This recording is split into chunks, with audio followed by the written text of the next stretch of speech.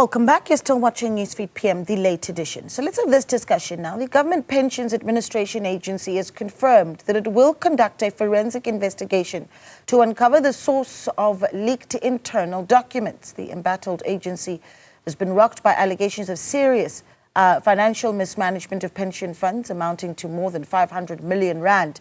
This after an audit being prepared for the financial year end flagged administration issues. But to get the response on really what we see taking place within the GPAA, we are now joined by Public Interest South Africa's very own Mr. Tebogo Khaas. Thank you so much for joining us. A good evening to you.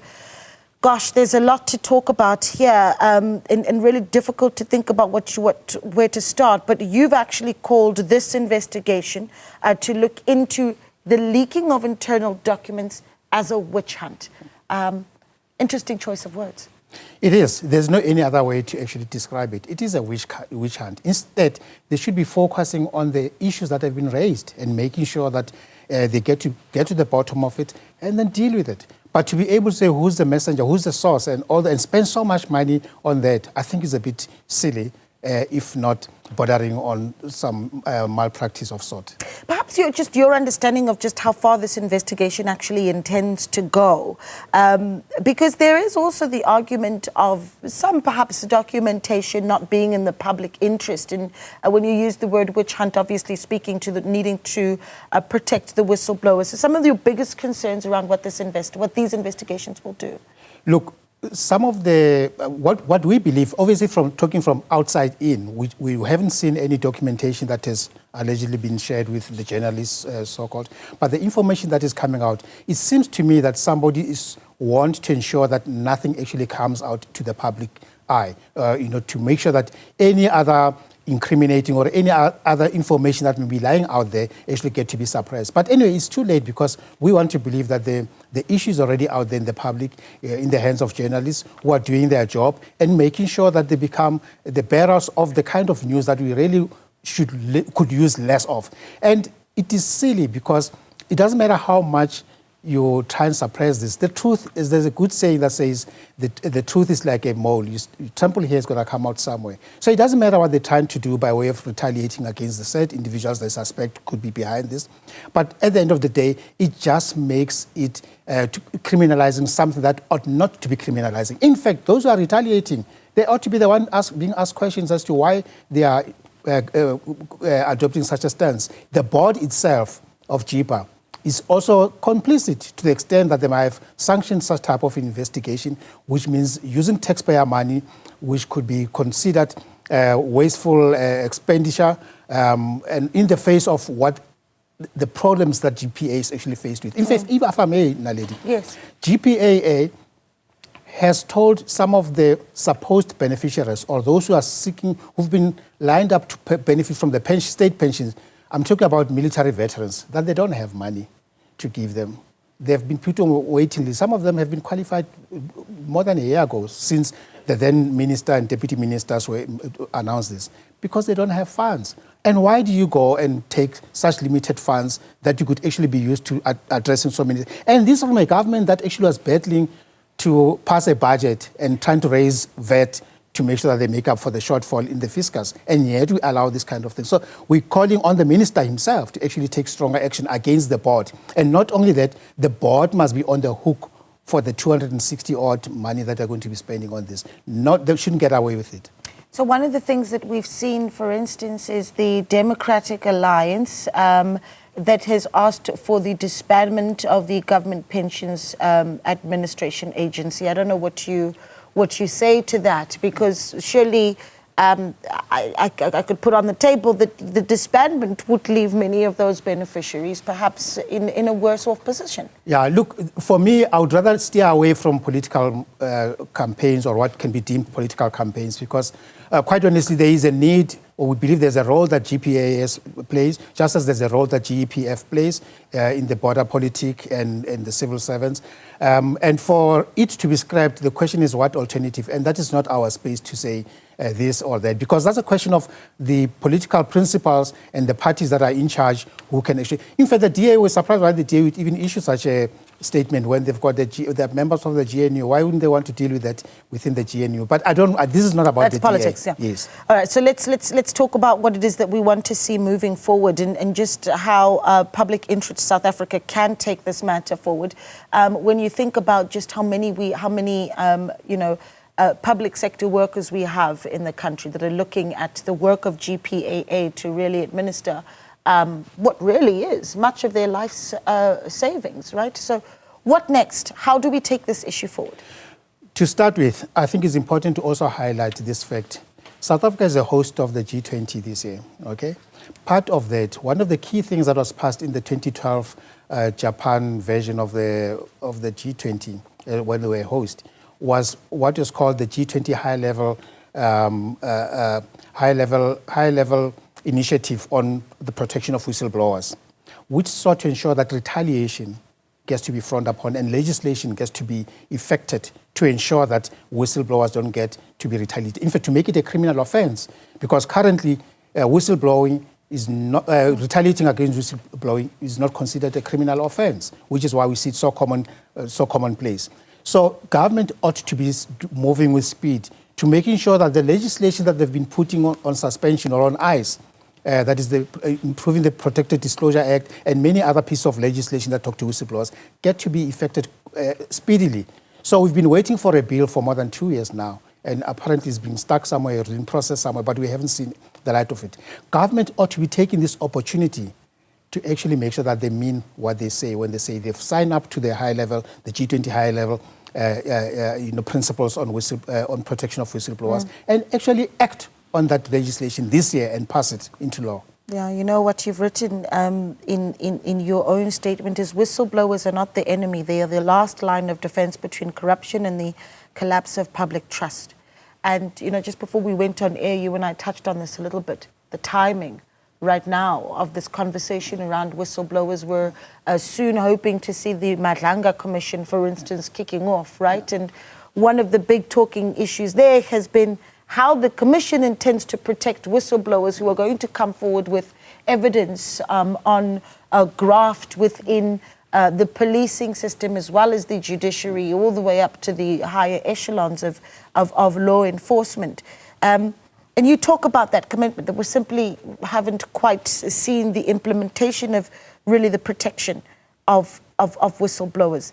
As we partake in a process as important as the Madlanga Commission, are we confident that people will be able to come forward? I mean, can you imagine it took a whole provincial commissioner of police to come and make such disclosures? And he was even said, even then, I know that I'm a marked man, there's a target behind my back. Obviously, he didn't use those words, as many words as that. But the fact of the matter is that he understood what peril he has put himself, his family, his livelihoods and all that. And he accepted that. Can you imagine an ordinary person, you know, having faced with looking the other way and or telling exposing such malfeasance? It's even manifold that people who don't have protection, people who know they are open to being attacked, to being silenced. You know, God forbid, we've had many people silenced in this world. And you ask yourself, what is it? Are we having? Is our caring government really listening? Is our caring government really paying lip service or wanting to make good in terms of the kind of things that they're talking about? And you ask yourself, at what price is this democracy going to be worth it for many people? How many times will you say to people, speak up, but they know that once I speak up, you won't be here when I'm faced with retaliation? And it's not only in government, by the way. It's also in the private sector, where you find that individuals who speak out tend to be marginalized, or there's action taken against them on spurious charges sometimes, and then they actually have to weigh whether my kids will still be going to school, or they'll be no longer affording to go to that private school or whatever institution that they go to. So that is some of the questions that we really have to grapple with. Whistleblowing is no longer an academic or a theoretical issue anymore. They are lived experiences. We are talking here about people who are paying the ultimate price. We talk about going back to the 2010 World Cup, when you said, feel it, it is here. We meant even corruption. We started feeling it, or it was really there when we had Jimmy Mhlala murdered in Mpumalanga for shining a light on what was happening in regards to the building of that Mbombela Stadium. So every time we go to the Mbombela Stadium, it is also a constant reminder that this facility, this infrastructure, cost other people's lives. Other families are motherless, fatherless, or childless, brotherless, because of the kind of corruption that we faced with. And it's all lip service insofar as we are concerned when it comes to government acting. Mr. Khaas, you talk about the cost of whistleblowing, and you've written here as well in your statement about the cost of what's being spent to stop whistleblowers. Let me actually just read it, right? You said the fact that GPAA executives already under investigation for procurement irregularities amounting to 2 billion are now directing public funds to silence and punish those who exposed their misdeeds is an intolerable insult to both justice and accountability. There's money, there's power behind stopping the work of whistleblowers. So is that what you're putting forward? Absolutely. And those individuals know that their money or their livelihoods is not on the hook. They are using you and I, taxpayers' monies, their pension funds' monies that has been entrusted for them to manage prudently and make sure that they actually get to do the outcomes that they are mandated to seek. And instead, they're using those funds to actually go out on a witch hunt. Making sure that you silence those who speak against you or you expose things that you are actually doing wrong. And that, for me, is about time that we hold them personally liable for this kind of investigation that they're going through. If not, the entire board must actually be declared a delinquent, and which is something that we won't tire. We'll make sure that we pursue it until such time that that objective is actually attained. I want to take a little bit of a reflective look at this, though. Where are we? 30 years into democracy. Some will argue that where it comes to dealing with whistleblowers in the country, we still have such a long way to go because of our pre-1994 relationship with what we call, and I don't want to use the word whistleblowing and associate it with the word imbimbi, but culturally that is where we come from. And if in your view we've done anything to turn that sort of culture around. Naledi, you've just touched on something that is so powerfully surreal, because what we always say is that until something affects you directly, you feel it shouldn't be done or it shouldn't concern you. For example, if you go to a hospital or your parents go to a hospital, public hospital, and they can't find the medication that they were supposed to have. Why? Because the hospital staff have siphoned that medication to go and sell it in the private market. Some of them exported out of the country. You ask yourself, would you rather have somebody speak out so that they can save your family members? Let's use also another example. There's a young lady, I think you interviewed her, or one of your colleagues interviewed her, who blew the whistle on that nightclub in Pretoria. I forgot the name of that Pretoria, about how the conditions of employment there, how they were treated, having to buy their own uniform, school students, and the kind of condition that they were.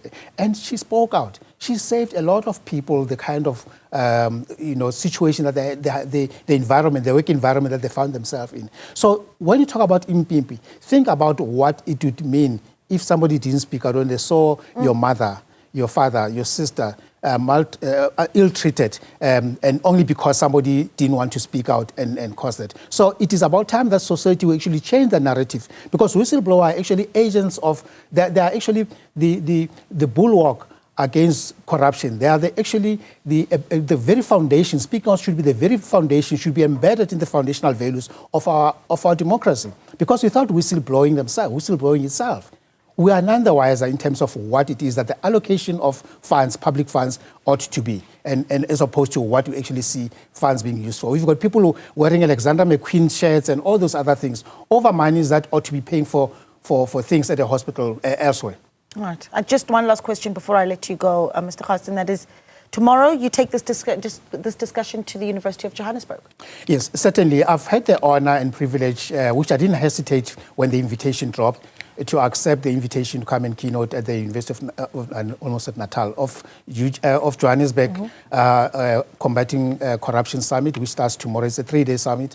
And for me, this subject cannot be more relevant. And this also summit comes ahead of our own, which will be in just under 2 months, where we're actually going to be congregating and recognizing whistleblowers, and also through a summit also distilling and actually discussing issues that pertain to whistleblowing and how this ecosystem needs to be changed.